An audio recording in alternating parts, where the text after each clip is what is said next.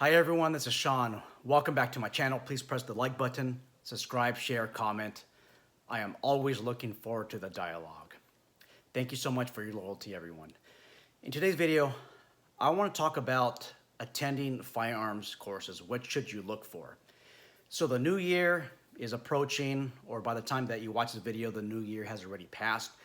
Anyways, you might be out there seeking firearms related training. Maybe if you're like me, you're on social media a lot, looking at the different social media platforms, and you see students that are enrolled in firearms courses. You see them on the range, the audio looks great, the theoretics looks awesome, the audio is also awesome, and then all the comments just keep appearing, and then this social media presence, or whoever has the social media account, has a lot of followers and they have a lot of likes. Let me say this first. Having a lot of likes, having a lot of comments, positive comments on a social media platform does not equate to competency. It doesn't mean that you're attending a great course or you will be attending a great course because there's a lot of likes. That's not the case, guys. So something that I look for, and I look for a couple of things when I look at social media. What I look for is the instructor and student ratio. I had a friend of mine who I talk to often, who's in the gun community, and I asked him, I said, hey, I want to attend a Larry Vickers course. Do you think I should, is this something that's worth it? And I gave him the price. And he said, Sean, this is the thing about a lot of these popular instructors. They are cramming in a lot of students. So with this particular course, I don't want to say for certain, but I think it was somewhere between 20 and 30 students allowed, and it was almost booked. So would that mean that Larry Vickers oversees all 20 to 30 students, or does he have coaches? And that's what the point that was being driven by my friend was. You know, you're paying all this money for Larry Vickers, but are you getting that personal instruction from him? So I decided not to attend the course. I'll probably attend the course later on in the future. What I ended up doing is I attended a course by Mike Glover called Gunfighter Pistol 1. And again, it was packed. No more room for any more students. There's 25 students. He did run 2 coaches. As far as I remember, there's 2 coaches, and there was Mike Glover. So that was basically a 1-to-8 student ratio. I believe, yeah, about 1 to 8. I believe Mike Glover was able to, I think he was able to be successful in that course instruction that I attended just because of the level of competency in the group. So what he did is he separated law enforcement and military from civilians.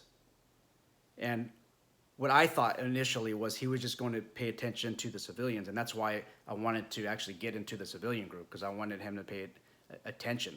But I do feel with the coaches that were involved that they were properly coached, and I do feel that I got direct instruction from Mike Glover. I feel like he was next to me, training me personally because of the coaches, and he was actually, matter of fact, he was individually pointing out any issues to the shooters that were along the line as well. I was still satisfied with that course, but if that was all civilians or all people who have little to no firearms experience, I don't think that course would have been worth the money that I would have paid. And that's just my honest answer. Now, if they had more coaches, then that would be different. And that's what I want you guys to look forward to, is see what the instructor-student ratio is, and call you guys and ask. The NRA requires for every 5 students, 1 coach. At the police academy, we run about 1 instructor for every 3 students.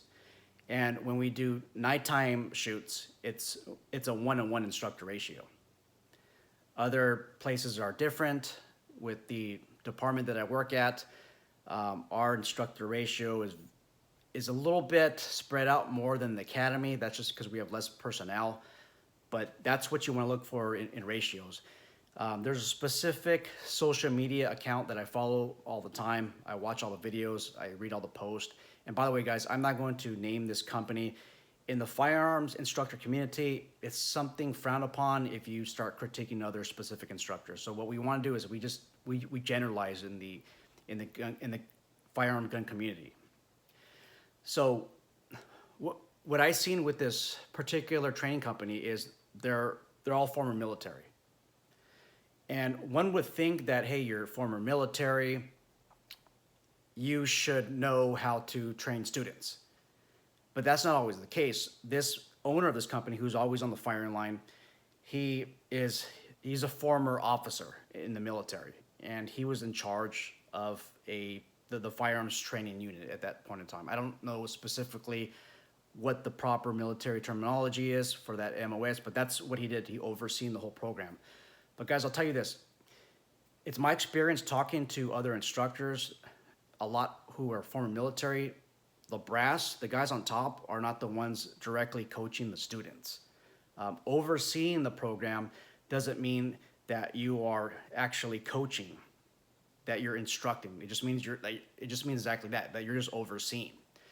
I remember when I taught an exposed 2-day firearm permit course for private security professionals in California. There's an Army captain in the class, and he told me that he was in charge of the firearms training division, and he overseen a lot of soldiers during training and qualification. And one would think that he would be an excellent marksman with a pistol. And I know a lot of you guys in the military you're probably saying, well, number one, he was an officer, and number two, you're talking about Army and then you're talking about pistol. I don't know about that, Sean. But yes, so the first thing that I noticed is he was holding a pistol like he would be holding a rifle. And also I noticed that he crossed his hands. And I said, hey, sir, you don't want to cross your hands. You cross your hands, you're gonna get slide bite. One would assume because you come from the military that you're in charge of the firearms training division that you would know these things, but he didn't. At the end of the day, he did get slide bite, and he humbled himself. He's like, Sean, I'm a rifleman. I rarely train on pistols. We do occasionally because we're officers. But I overseen the program. I wasn't directly involved in coaching these students. And I was humbled to get that feedback from them. But that's the truth, guys. I'm not saying because somebody posts on their bio that they're a military officer, I'm not saying that they're not competent as firearm instructors. That's far from the truth. I think what really matters is, what did you do after the military? Are you constantly training? Are you going to different training courses? Are you training with people who are proficient? Are you training with people who have maybe more diversity of skills than you are? What exactly are you doing afterwards? But from what I've seen from a lot of these photos and videos is they're not getting any additional training. Whatever they had in the military, that's it. I mean, I seen a photo of them.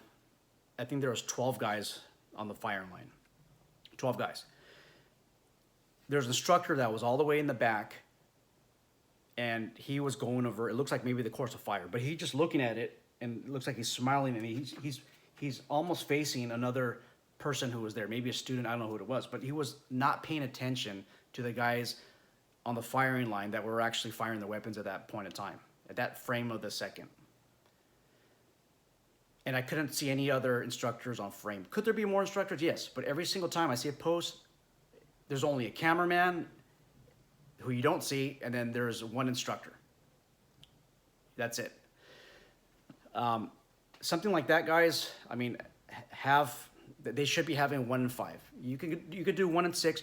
If you have a bunch of people who have been trained, you can do 1 in 8. But for starters, no, that's bad. Okay, 1 in 5. When I ran more BSIS firearms permit courses, I had, the most that I would accept was 10. And it would be me as the lead instructor, and then I would have a coach or two. And then this is what I noticed, is that wasn't enough. Okay, that was absolutely not enough. I think what would be better if we had 1 in 3. See, this is the problem, especially with the BSIS firearms courses. By the way, guys, I mentioned BSIS. BSIS is the regulatory arm for private security professionals. in the state of California, they issue the firearm permits for private security in our state.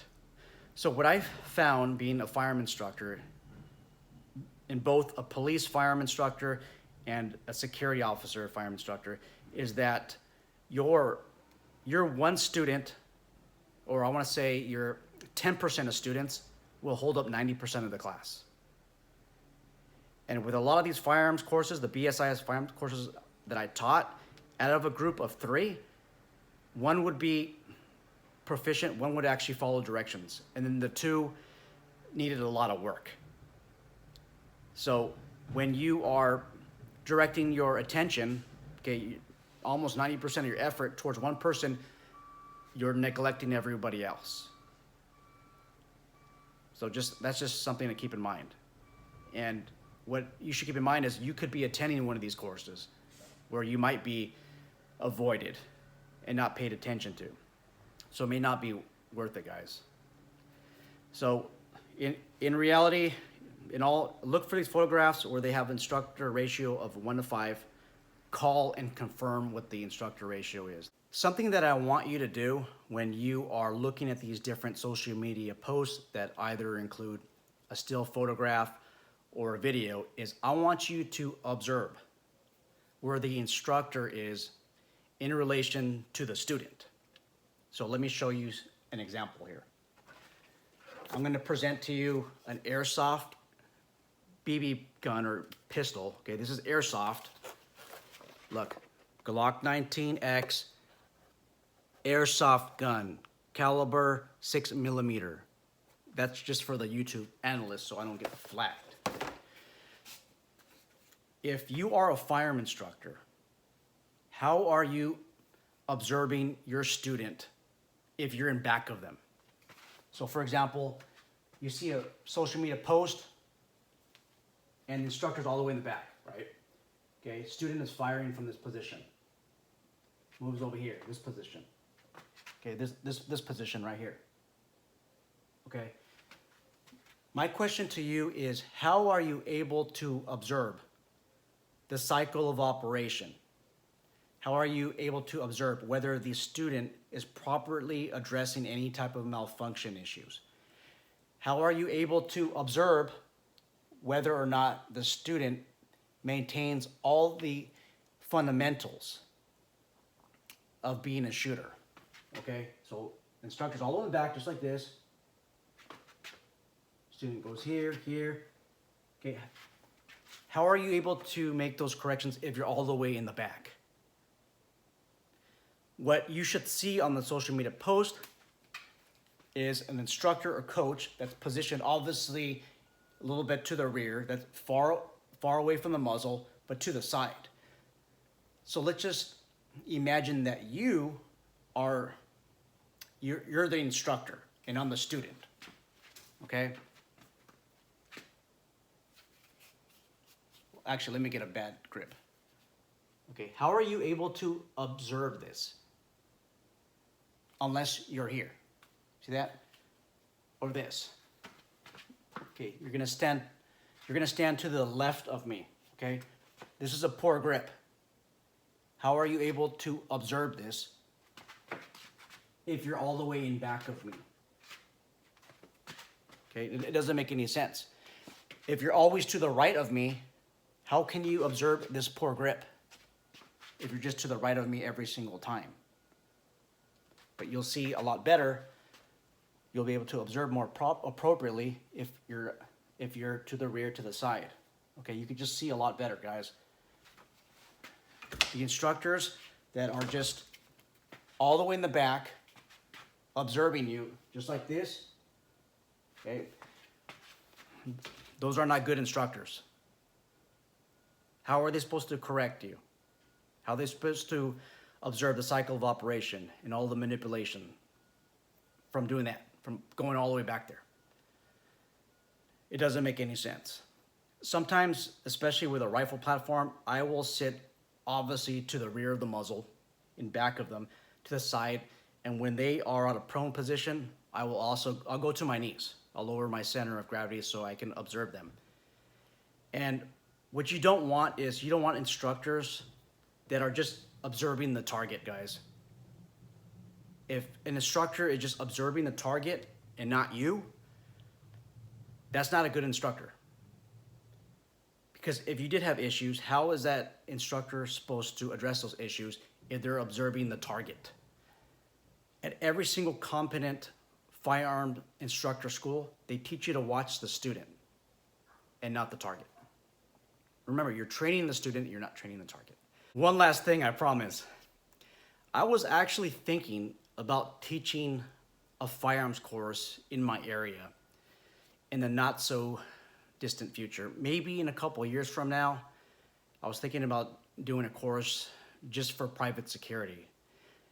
I am located in Imperial County. That is far away from a lot of the other counties. If you guys are interested, then please let me know in the comment section box below. If I have a lot of interest, I might actually teach a class out here in Imperial County. It might actually be a 2-day class, maybe a 3-day class. I just need to see what level of interest that you guys have. And the reason why I want to do it out here is because I am on good terms. I have a good rapport with the range master for the public range out here. So let me know what you guys thoughts are on that. Let me know what you guys thoughts are on the video overall. You guys take care.